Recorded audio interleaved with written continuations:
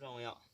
Nó cái kinh nhá. Ý giờ nó cũng dàn đồng nó cho là rồi với trái vòng này trồng cao này. Giờ chỉ trồng cao là chịu ai chả thế. Nên sai sẽ người trồng này chỉ họ bán họ cũng thang cả thế nhỉ. Tao thì người cây hả? Tôi nhìn lỏng á. Đủ.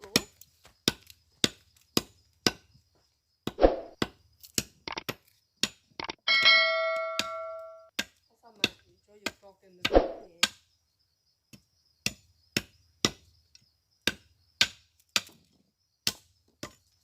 Sao nó không chơi một ốc rồi? Tủ vòng nó mà lát tức cờ theo. Chỉ nói nhỏ là đi kia nó. Đúng ní.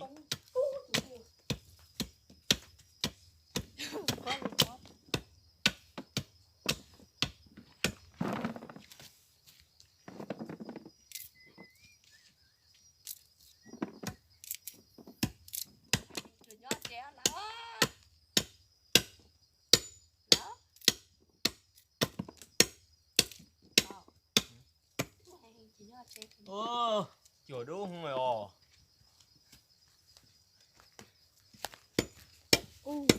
Con lá thì bộ trứng ý. Có sự này. có đủ kia nữa.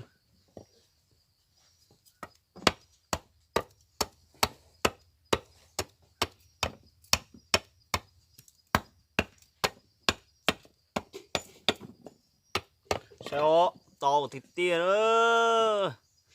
Có chạy bóc trái. Sao Có ổ có gì vô thì từ chỉ chuột như lông khái.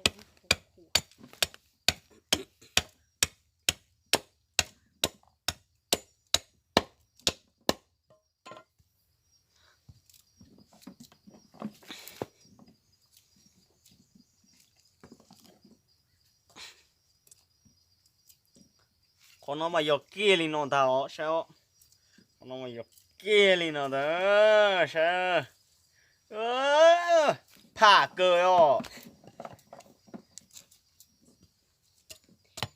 Mày vẫn còn bóc dữ lắm.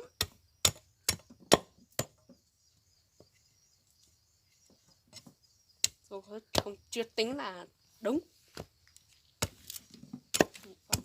trên đấy chỉ chúa ấy tay mình chỉ ngon khẩu thôi. Có thể mà mô hình rất là nhìn sao thật nó ní là cái mô hình rất là nhìn cái út tiền nó nè.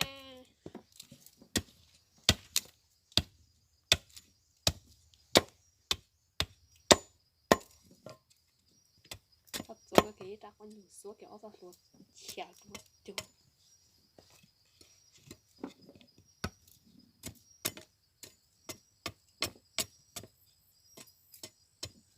Rồi có sự quan trọng.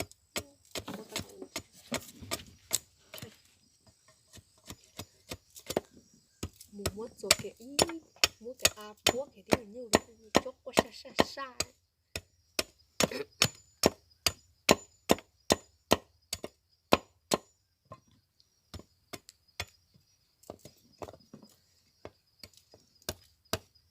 Trên đấy chỉ ủa tay chỉ số muống về chờ thôi.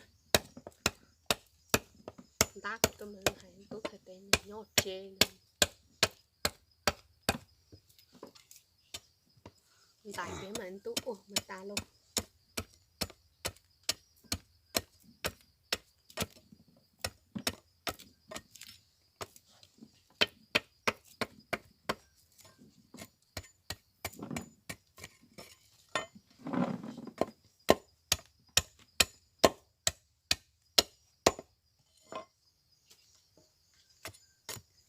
Có xá của nền tảng này thì trình tải hết rồi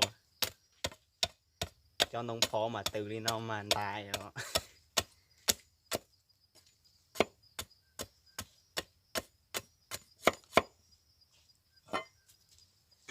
được trách chuyện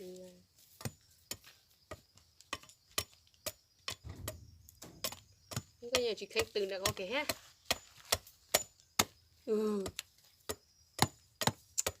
đồ hạt còn chia lên đây từ mũ tiếp có dễ đuôi cho có gà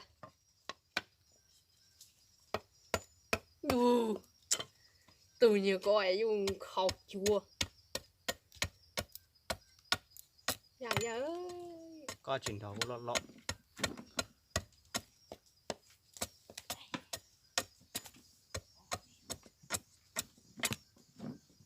cha là có tới đã bé gì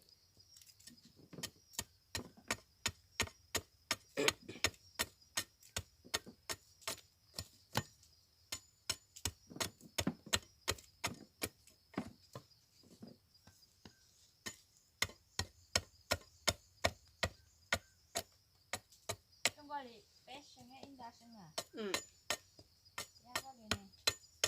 lau xanh lau xanh đa xanh gia thì bún đề cái đề có tổ hóa mà ít tịnh lau xanh là thế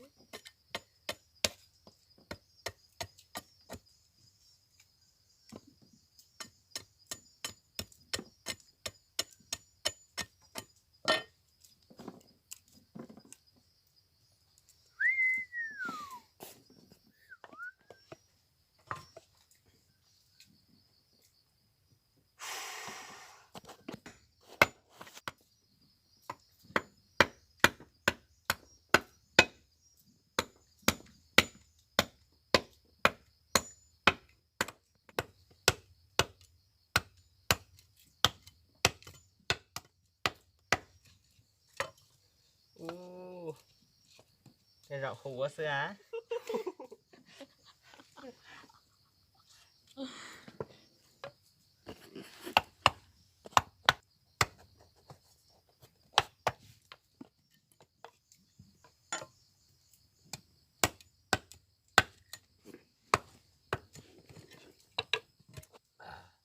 cho tao vòng nữa tao đi trái vòng nữa họ nó cũng là biết chữ nó lý sao á ta chỉ của chỉ tao tiếng về cho nữa sao